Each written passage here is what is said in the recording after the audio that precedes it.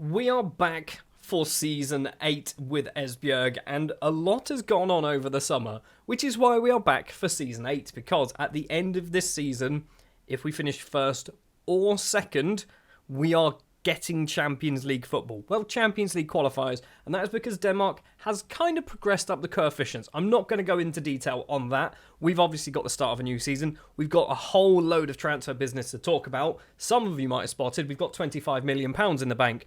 We might have sold the Tinder Beer sell-on clause for £13 million. We also sold Caden Rodney for £1.8 million, which, by the way, we brought him in March, I think, for free, and then sold him 6 months later, not even 6 months, but 4 months later, for £1.8 million. That's some business. And we've also sold Julian Sharon, a player who we signed from Tours. Didn't really play him, and he's gone for £5 million to Leipzig, and then they've loaned him out to Paris FC. We've also got a 50% sell-on in here as well for this one, so hopefully more money down the line. And finally, we do need to mention that Marcelo Pitaluga has also left the club on a permanent deal. I wasn't expecting to do this, but we brought in 3 goalkeepers in the summer, and Pitaluga was probably getting paid a little bit too much money. So, let's talk about our 10 brand new players. We're going to start with the kids first. We brought in, I think, 2 youngsters. We brought in Mads Nielsen, formerly of OB, scored twice in 1 league game for them last season. Probably against us, wasn't it? It was available on a free. Looks quite good. We've also signed Benjamin Larson, also from OB apparently. I didn't realise they were both from OB, but yeah, once again, free transfer. Looks pretty good. Probably won't play for us. Sticking with Danish signings, goalkeeper number 1 is Mikael Markdown. We've brought him in to be our 3rd choice goalkeeper because we don't have enough Danish players. This is why we've brought him in. So yeah, we kind of needed to get a few more Danish players, which is why I think we've got 1 more who's come in during the summer as well, which is Vladimir Lund Jensen, signed from AAB, formerly of Copenhagen as well. I think we've got ourselves a very good centre-back. So good, in fact, he's probably going to be one of our first choice centre-backs for the season because we don't have any of our loan deals anymore. So Rubio's gone, Tan has gone, all of those players have gone back to their parent clubs. We are back to bare bones. We are back to what we have currently assigned to our squad. I've also just seen he's 6'3" with 18 jumping reach and 14 heading. I'm hoping to get some goals from corners. Heading back to the youngsters, a player who we've mentioned before, it's Denson Barnabas. I've signed him because he's Micronesian. That's pretty much it. I don't know why I've brought him in. He might have something. I don't think he does, but, you know, he's from Micronesia. Another player to join the club, formerly of Manchester United, is Konata Bonieve. Maybe, could be his name. Brought him in and immediately loaned him out to Coventry because we could not register him for our squad. We've got too many non-Danish players registered, so we couldn't register him, which is good in a way because he's now going to play a full season of football at championship level, and then maybe next year when he comes back, he's going to be good enough to play for us first team. Goalkeeper number 2 is Hussein Selik, I don't know, Turkish goalkeeper, 22 years of age, formerly of Alanyaspor, played 127 times for them. He's going to be our 2nd choice goalkeeper. He's also going to be playing very, very frequently for the B team. He's going to basically be their number 1 goalkeeper, which means our B team, by the way, is nuts because anyone who isn't considered good enough for the first team or isn't considered part of the main core first team has been relegated to the B team, and some of those players are ridiculous. I will show them in just a second. Next up is Jean Carlos Colorado, a player who can play in multiple positions. We've brought him in primarily to be a central midfielder. I think he's the box-to-box. We play a box-to-box and a Mazzala, and I think he's going to be the box-to-box, kind of running back and forth in the middle. He's got some experience, 230 league appearances now, most of them coming for Cortelua, but also a lot for AAB and a few for Copenhagen as well. We've also brought in Andrea Pellamati from Arsenal, formerly of Inter Milan as well. Not played a lot of football. For 24 years of age, only playing 41 first-team league games is not a lot of football, but he is going to be our number 1 left-back for the season, a position that we have struggled with, I think, for the first 7 or 8 seasons. We've struggled getting a good left-back. I'm thinking we might have one now. And finally, probably my favourite signing of the summer is Otto Hindrich, 27-year-old Romanian international goalkeeper. I think he's good. He's our number 1 goalkeeper. He's played a lot of football as well. Still got plenty of years left in the tank. If we can get 4 or 5 season ads of Hindrich, we could be in a good position if he can become our solid first choice goalkeeper. There's also a few other transfers that have gone on. We've gone on a bit of a clear-out. Musakiri has left. We've got rid of Maka, Sveja, Klein, Sabanovic, and Frost, all leaving on various deals. A whole load of loan deals. Montano going out on loan, Mads Larsen going out on loan, Luis Manso. Ekwala needs football.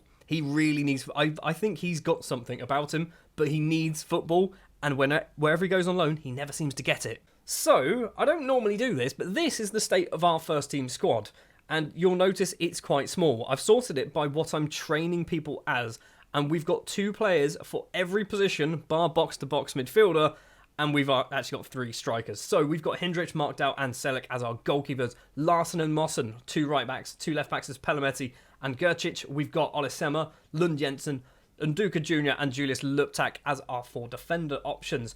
Oliver Sorensen probably won't play too much for us. Orlando Meyer will be our main defence midfielder. Babu is the only box-to-box. Colorado and Scott Garcia.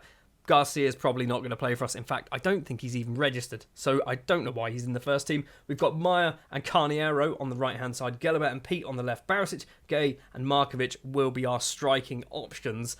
We're a little light in central midfield, but I think we should be good enough because we've got players like Junior and Duca who can step up to be the DM. We've got Gercic who can also step up to be the DM. We've got some more attacking players, Gelabert who can drop back to be a central midfielder. So I think we're fine. It just doesn't look great when you're when I want to have 2 of every position, we don't really have... We've got like 4 central midfielders, haven't we, really? In fact, we've got those 3 and that's it. We've got 3 central midfielders plus a bunch of backups. If we get a big injury, we might struggle. And finally, before we jump into the 2 matches of today's episode, which will be against Anderlecht in the Europa League playoff final, we have basically won everything, bar 1 match where we drew 1-1 with Silkeborg. We've not had the toughest of opponents. We beat AGF, we drew with Silkeborg, sorry. We beat Bromby, we beat OB, we beat Sonderjustka. We have conceded a fair amount of goals. We beat Slavia Prague in the Europa League qualifying round. We beat Bate Borisov in the Europa League qualifying round, which has set up this playoff final against Anderlecht. A win puts us in the Europa League. A defeat puts us in the Europa Conference League. So either way, we are actually going on a proper European tour. None of this needing to qualify nonsense. We've technically done that now. So then, for the Anderlecht game, this is our starting 11, and this is probably going to be our main starting 11 for most of the season, bar injuries and things like that. It's going to be Hindrich in goal, Mossen, Olisema, Jr. and Palametti in defence, Meyer, Colorado and Babu in midfield, Meyer, Gelabert and Barisic up front. I really need to come up with different names for these, because maybe we just call him Orlando. Because I keep calling him Oscar anyway. We're just going to call you Orlando, buddy. That looks much better. We've now got Orlando and Colorado. We've got 2 places in America. So I need to remind myself throughout this game that a defeat is, whilst not ideal, not the end of the world. Anderlecht are clearly a good team. They are probably better than us. In fact, looking at that squad there, they are better than us. So I would expect us to lose against Anderlecht. But a defeat will mean that we are still in European competition. I love that camera angle. That was a nice little camera angle there. Look at all this fancy Europa League intros. I've barely played European football in this season's Football Manager, so seeing this is actually quite nice and refreshing for once. 6 minutes played, Anderlecht with the ball. Possible early chance going their way. Olisema, I think that was, cleared the ball.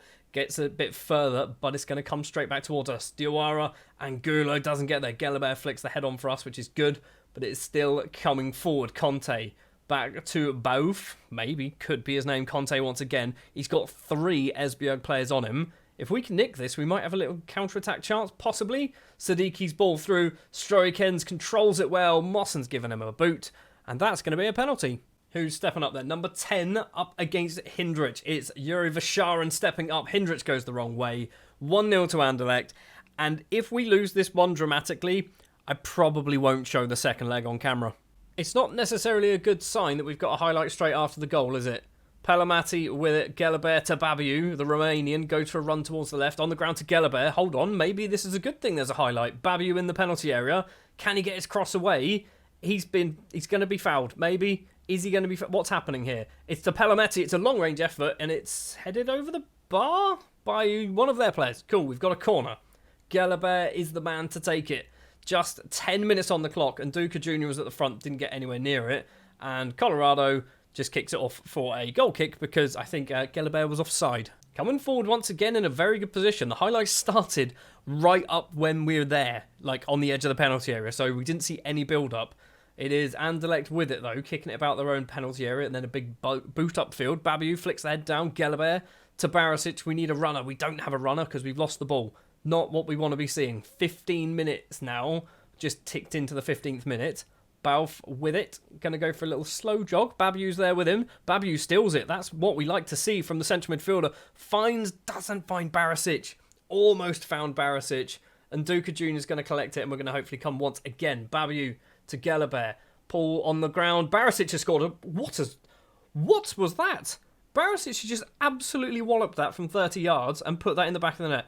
I think the goalkeeper probably should have stopped that. Since their goal, though, you have to say we've looked pretty good. We've actually looked like a pretty decent side. The keeper was way off his line. And Barisic, to be fair, Barisic kind of just saw that and went, I'm going for it. Went for it and put it in the back of the net. Junior and Duka to Pelamati.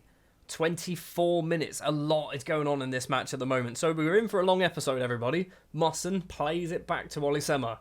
Where are we going to go? Back to Nduka Jr. Edge of the centre circle. Orlando. Need to get used to calling him Orlando and not Maya.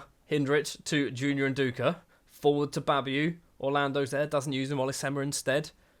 What are we doing? We're just passing it around. So something's going to happen from this. I think there's going to be a very good and very close chance. Possibly hitting the post. Maybe an offside goal. Maya collects it. Cuts inside. Gets some space for himself. Maybe a bit too much space. Or maybe not. Maya's tucked that ball away. It's 2-1. We've taken the lead. I did realise as part of that, I said maybe he's got himself too much space. That doesn't make sense, does it? There's no such thing as too much space on a football pitch. Not only is this potentially a very good result for us, but this is potentially a very good result for Denmark as a nation. If we can win, even if we lose the second leg, if we can win the first leg, coefficient points. Coefficient points are very big and very important. So it's actually pretty good if we are fighting and battling for some decent points as well. I don't know how Copenhagen are doing in the Champions League. I don't think it's very well, because they never seem to do very well. And Abubakar Conte's made it 2-2. Great. And that was probably the last action of the first half. It was. So, a lot went on in the first, 20 minutes or so? And then all of a sudden, first 30 minutes, and then nothing. Absolutely nothing happened after the second goal for Anderlecht. We've had a lot of shots. I'm happy with it. Keep it up. Just go straight into the second half. Olisema apparently is struggling a bit performance-wise on a 6.566. Colorado also on a 6.566. Olisema might need to be coming off. And the good news for us is nothing is happening in the second half so far. So Lund Jensen is going to be coming on as that right-sided defender. Do we want to do anything else? Do we want to do Colorado off for Carniero? This is where we struggle. I think we actually do this. And we put Carniero on the left-hand side or right-hand side. We'll do it that way round. Carniero can't play on the wings. He's one of those players that he's really good, but he doesn't fit our system. So I'm kind of forcing him to try and fit our system, which doesn't necessarily work sometimes. And Duka Jr. finds Carniero, can't get the ball through to Barisic, and it's cleared upfield. First actual highlight of the second half, isn't it? Babu with it, and Duka. Palametti on the left-hand side. Goes for a little run. He's got 2, maybe 3 in the box. Barisic is one of them. Maya to Gelabert, across to Palamati. Can he get the cross in? There's 3 in the middle. We've put the ball in. Barisic is claiming it. I'm not sure what he did. It looked like the defender just walked it in. But we have retaken the lead against Anderlecht. This is what we were missing at the start of last season, was Barisic scoring the goals. He did eventually get there, but he was out injured, and it took him a while to kind of get back into scoring stride. But yeah, he's started this season nice and brightly. We're scoring a lot of goals. Defending might be a question mark, but if we could just outscore the opposition, we will win. That's how football works. Babu with it. Big lump towards Barisic on a hat-trick. Takes a touch. Blasts it past the goalkeeper. It is 4-2. Bartol Barisic has his 10th goal of the season, which is ridiculous considering I think we've only played 6 matches or 7 matches. Do we do any more changes? I think we're going to go for fitness changes more than anything else. Mossen's going to come off for Samuel Larsson. Can he play as a right back? Yes, he's my second right back. That's why he's there. Do we want to do anything else? Palamati possibly for Gercic as well, which is a risk taken off the 2 fullbacks. Anything else? Do we want to, do we take Babu off? We've got no central midfielders. What are our substitute options? We got Pete. We got Pete for Maya, which I don't necessarily want to do, purely because Maya's... we'll do it. We'll do Pete for Maya, and then we'll swap you 2 round. I assume that's all of our subs as well. Don't think we can do any more subs. We've got 5 minutes left to play. I'd like if there were no more highlights. That would be quite nice. A 4-2 win. It looks like it's going to be a 4-2 win against Anderlecht. We have 1 foot in the door of the Europa League, which I think is the weird mess of a new Europa League where there's like 67 teams who just play randomly across the entire competition. But we'll see what happens when we get there, if we get there. Right, it is literally just after the Anderlecht game, and I just want to show you Leffe Gordon, right? Sundowns, a team in South Africa, very well known for producing very good youngsters. Leffe Gordon is an example of this. I want to sign Leffe Gordon. He will cost £600,000. The problem is, he doesn't ever want to talk to me.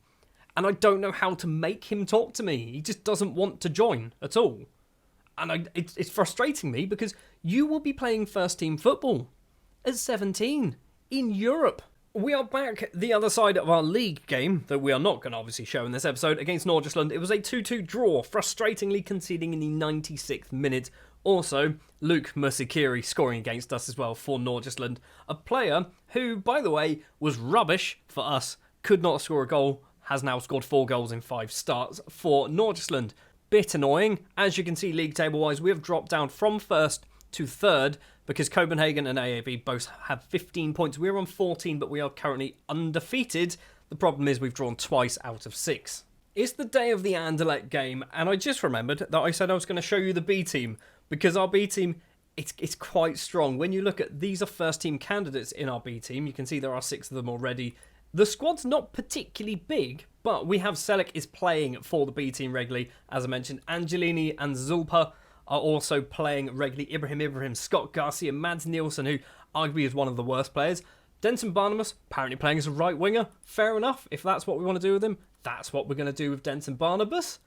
Not what I was expecting. I was expecting him as a striker, but then again, he does have 4 finishing and 7 composure, so maybe a winger might be better. We've also got Gay playing as our main striker for the B team as well, and Ramirez there sat on the bench. Poor guy, can't get in because Selleck is so much better. And then you look at the players out on loan as well, there's a lot of these that are still 2-star and above. So our B team is nuts. So nuts, in fact. We are currently top of the table, 4 wins out of 4, 17 goals scored, only 4 conceded. For the second match then against Anderlecht, we are basically playing the same team. In fact, I think it is the same team. No, it isn't. One change. Lund Jensen comes in as the right-sided centre-back for Ollie Semmer. Basically, I don't think Ollie Semmer's as good as Lund Jensen, so that's why we're going for that. So Hendrik Mossen, Lund Jensen, Jr. and Palamati. It's going to be Orlando, Colorado and Babu in midfield. Maya, Gelabert and Barisic leading the lines. And before you say anything, yes, fully aware that there are some fitness concerns with some of the players, okay? We don't have a big squad, and that is intentional. So the only downside about our win, which is going to sound very odd, is we conceded twice. And I think away goals are still a thing. I don't know, they might not be a thing anymore, but if they are, it means Anderlecht just need to win 2-0 and they go through. It's taken 22 minutes for the first highlight, and it's a free kick and it's a goal. It's Pletinix?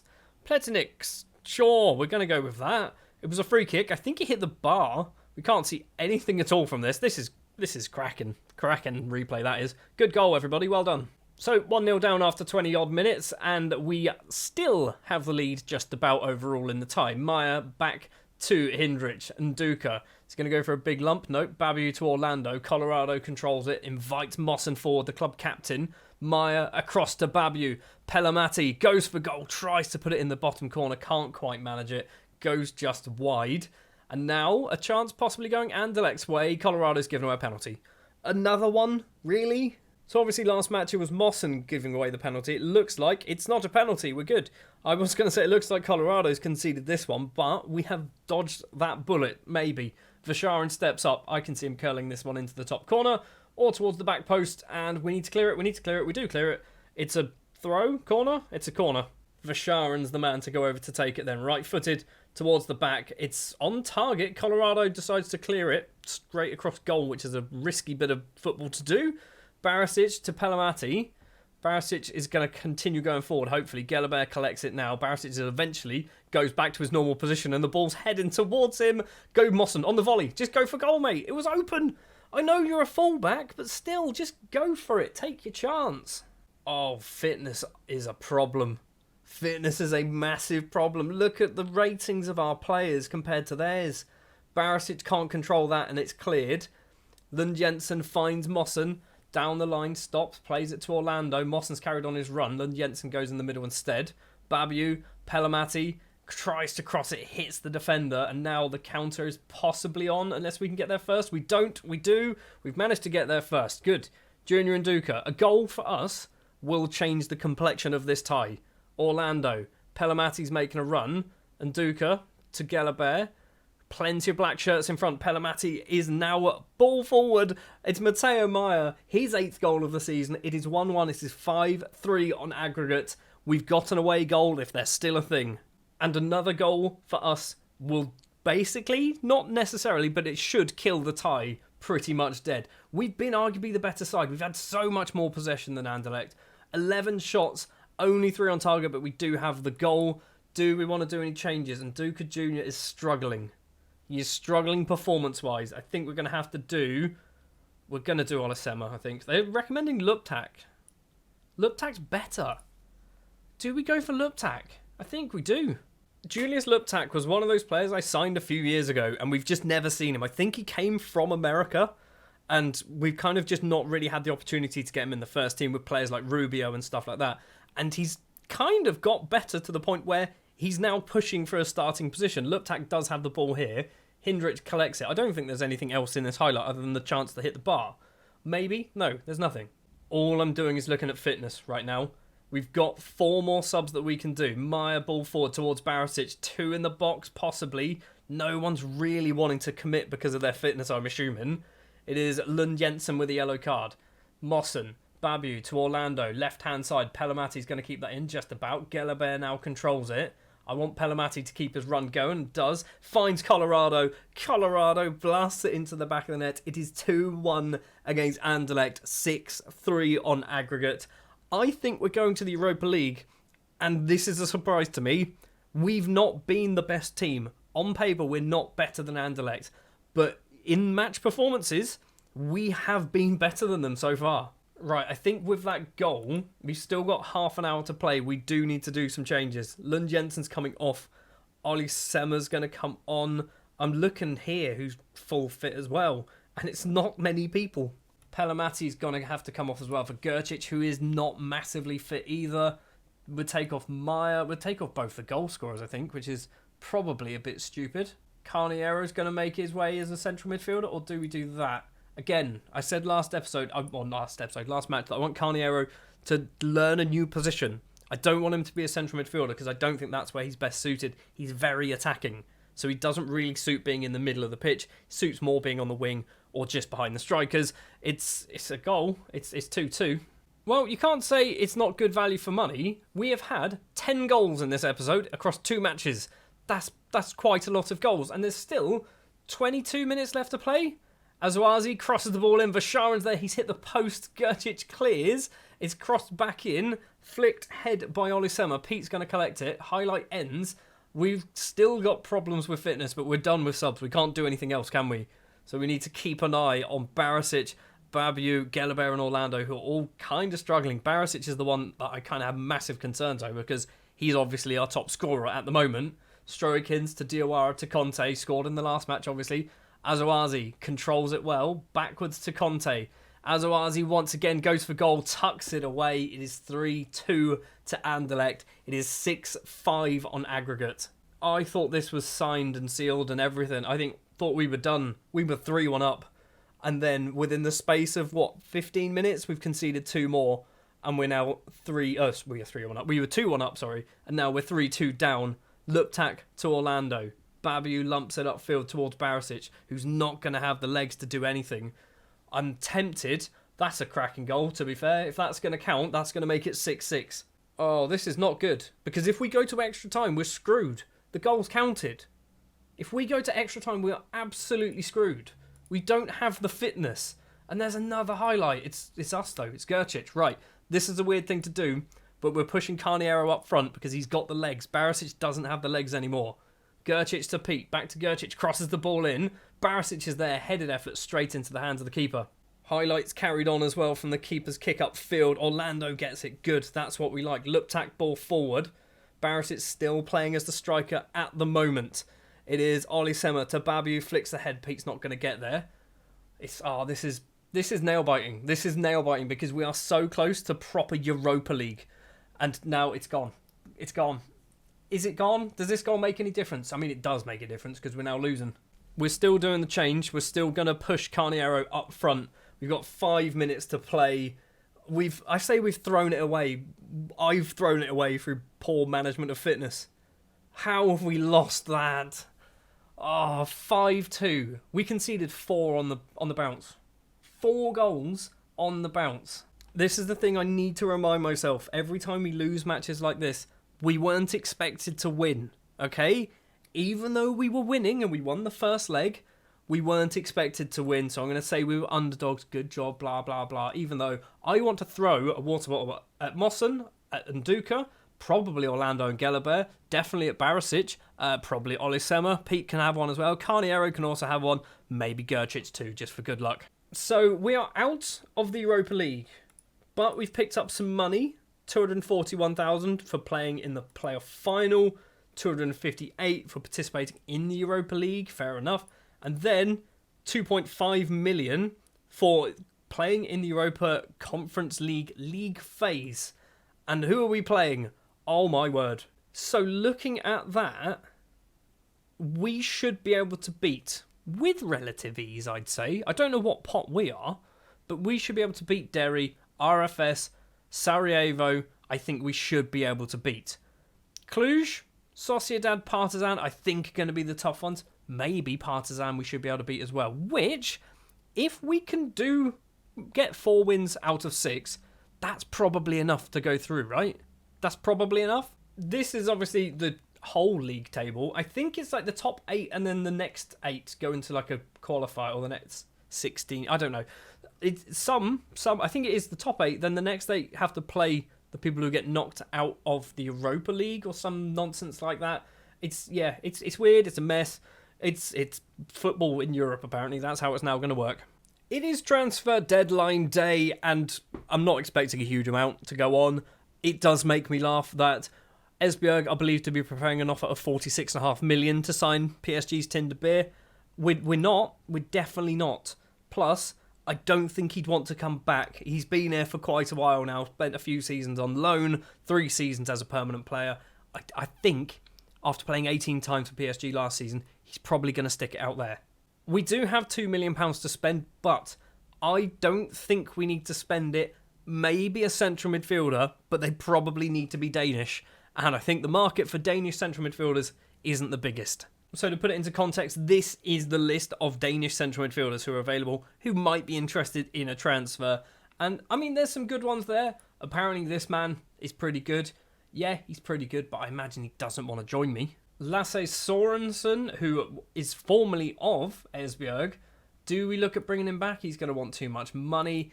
Engli from Randers. I don't know whether he really fits the bill. I mean, he's very good technically. Maybe. I mean, you might be okay. They reckon he's an excellent signing. But they do want me to spend nearly £3 million on him. So yeah, that's not going to happen either. With 11 hours left of deadline day remaining, we have made our first signing of deadline day. And it might be our only signing. It is Morten Hjulmand, might be his name. Formerly of Lecce, I think currently in real life at Lecce. Playing very well. I think he was linked with Southampton not too long ago, maybe January. But obviously still playing for Lecce apparently. We brought him in for £1.3 million from FC Midtjylland. Key thing here, obviously, as I mentioned, Danish midfielder. We needed Danish players, we needed midfielders. Kind of ticks the box. Might have been a bit expensive. It's now 6 a.m. on the 1st of September. The window is closed. We didn't bring any new players in other than, obviously, Hjulmand. I'm never going to get his name right, am I? But we have managed to shift on a couple of other players. Basically, some players who need to get first-team football. And that is Erling Ramirez, a player who we signed a very, very long time ago. He's gone on loan to Aarhus Fremad, who he's gone there as a first-choice goalkeeper. I want that to be the case, because he's had a few seasons playing back in his native Honduras as a first-choice goalkeeper, but nowhere else other than that, and I want to see him getting some game time in Denmark. Mads Nielsen as well, a player who we signed in the summer from OB, has gone out on loan to Nykøbing. And Povilas Zupla has also gone out on loan to Viborg as a squad player, but he's in the Danish Superliga, which is good news for us, because he's good enough for some teams, not necessarily for us, but he's good enough for some. If he can get some game time playing for someone else, that'll be ideal. But that is it for this episode and this transfer window as well. So we've spent a fair amount of money. We've done quite well. This episode's been a bit weird, hasn't it? We've seen how many goals? What was it? It was 6 in the first leg and 7 in the second leg. 13? Is it 13 goals? Something like that. That's a lot of goals. It's a lot of goals for this episode. Transfers galore as well. We are currently sat 3rd place in the table. Big gap between us and 4th. It might be a 3-horse race already. Because obviously we are now in the Europa Conference League, we are going to probably have a few more episodes this season. I think I might do those two in the next episode. So Derry City and RFS, we're going to kind of ignore the league and just hopefully that sorts itself out and maybe we finish 1st or 2nd. That'll be nice. But yeah, we're going to focus on the Europa Conference League for this season, for these episodes. Thank you very much for watching. If you did enjoy, do please remember to leave a like, subscribe to the channel if you are new, and I'll be back next time with more Esbjerg.